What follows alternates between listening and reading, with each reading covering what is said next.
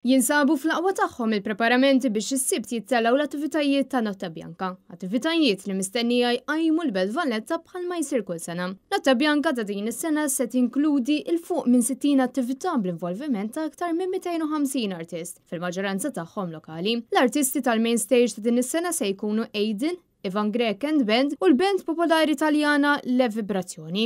Notte Bianca se toffri spettaklu ta' arti performattiva u viżiva bis-sem ta' diversi artisti lokali u internazzjonali. Il-kap eżekutiv ta' Festivals Malta Franza Ġus sostna li permezz ta' Notte Bianca l-Belt Valletta tinbidel festa ta' kuluri fejn l-arti u l-kultura tirrenja u t-talent ta' diversi artisti lokali u internazzjonali iżewwa kull rokna tal-Belt Kapitali. Attività li kienet wildet lura fis-sena 2006. Dis-sena bħal snin oħrajn, il-Belt se tkun qed tiftaħ il-bibien tagħha l-vetrina sħiħa ta' talent Malti, talent lokali tal-artisti li għandna fil-pajjiż tagħna.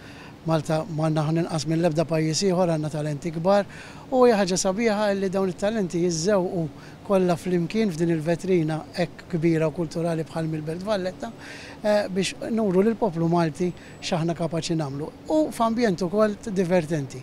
Bid-divertiment li taf toffri l-Belt minnha nifisha allura b'mod leġġeri nkunu qegħdin ingawdu l-kultura ta' pajjiżna. Matul Notte Bianca, il-kapitali se toffri lejl ta' kultura, mużika, teatru, sfin u installazzjonijiet ta' nogħla kwalità, kif ukoll attivitajiet edukattivi għat-tfal u għall-familja kollha. Intant fid-daw ta' dawn l-attivitajiet, Transport Malta se tkun qed toffri servizz speċjali għal madwar Malta kollha, brotot li se jdumu sassija ta' filgħodu fil-waqt li se jkun hemm park and ride b'shuttle kontinwu mill-Furjana l-Belt. L-attivitajiet se jkunu qed jibdew bi programm mat-tfal bil-korp tal-Pulizija qed iħeġġeġ lill-ġenituri sabiex jieħdu ħsieb lit-tfal minħabba l-folol ta' nies li mistennija jittendu, fil-waqt li t-tfal jingħataw nota jew mezz ta' komunikazzjoni li tinżamm il-ħin kollu fuqhom f'każ li jintilfu.